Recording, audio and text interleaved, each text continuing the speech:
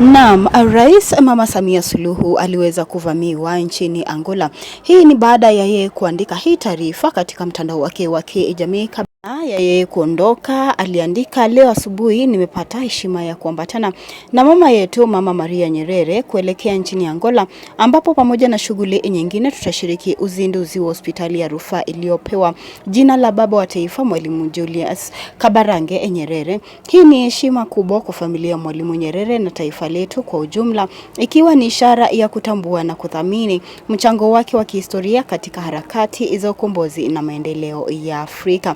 Na wananchi wa Tanzania ambao wanaishi Angola waliweza kuvamia msafara wa Mama Daktari Samia Suluhu, wakizungumza kuwa si kiongozi mweledi na kuwa rais alipowasili katika nchi ya Angola kuhudhuria uzinduzi huo aliweza kukumbana na maandamano ya baadhi ya raia wa Tanzania waliokuwa wakiishi Angola, na waandamanaji waliweza kubeba mabango wakitaka kuachiwa huru wa kiongozi wa chama cha Demokrasia na Maendeleo Tundu Lissu.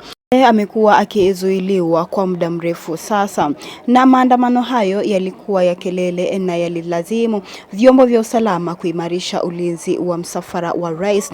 Lakini kama ulivyotangulia kuona mwanzoni mwa hii video, msafara wa rais iliweza kukumbana na changamoto ya kurushiwa mawe na wenyeji wa Tanzania ambao wanaishi Angola, wakimtaka Rais Samia Suluhu aweze kuwapa viongozi wa upinzani nafasi na uhuru wa kujieleza, na pia aweze kumwachilia mwenyekiti wa chama cha Demokrasia na Maendeleo awe huru. Lakini tu tungependa kusikia kutoka kwako, tuandikie maoni yako kuhusiana na hili swala nzima, kwa kuwa wengi wameweza kutamka kuwa Samia anaongozwa na aliyewahi kuwa Rais Jakaya Kikwete, na kuwa viongozi hawa wa CCM wanatumia mamlaka yao vibaya, wanatumia cheo yao vibaya ya kuwakandamiza wananchi wa kawaida, kuwakandamiza viongozi wa upinzani na pia vyombo vya habari ambavyo vimenyimwa uhuru wa kujieleza, wakitaka viongozi wa CCM waje wazi ili waweze kuwapa viongozi wa upinzani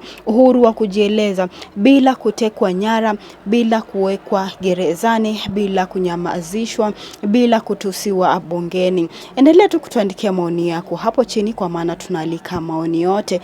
Hakukuwa na taarifa za majeruhi, huku waandaji wa mkutano wakisisitiza umuhimu wa kuheshimu haki ya maandamano ya amani pamoja na usalama wa viongozi wote ambao waliweza kuhudhuria kufunguliwa kwa hospitali hiyo imeweza kupewa jina ya Mwalimu Julius Nyerere.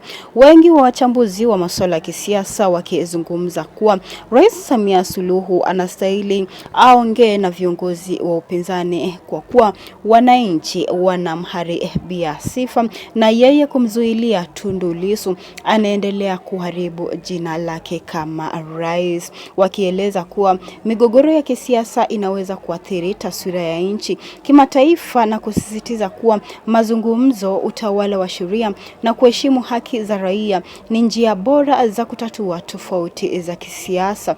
Mama Daktari Samia Suluhu anastahili awe na mazungumzo na viongozi wa upinzani, hasa mwenyekiti wa chama cha Demokrasia na Maendeleo Tundu Lissu, kwa kuwa hata yeye akizungumza na rais wa Angola hakumpa heshima kama rais wa Tanzania, kwa kuwa anahisi kwamba huyu rais anakandamiza viongozi wa upinzani, na kuwa viongozi wa upinzani wana uhuru wa kujieleza, kwa kuwa katiba inaruhusu viongozi wa upinzani waweze kujieleza bila kupewa kosa la uhaini yoyote.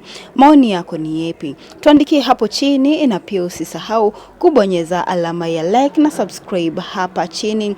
Je, unaunga mkono wa Tanzania waishio Angola ambao waliweza kumvamia Rais Samia Suluhu, ama unapinga ama unaunga? Tuandikie hapo chini, tungependa kusikia kutoka kwako, na pia usahau kubonyeza alama ya like na subscribe hapa chini, na asante kwa kufanya hivyo.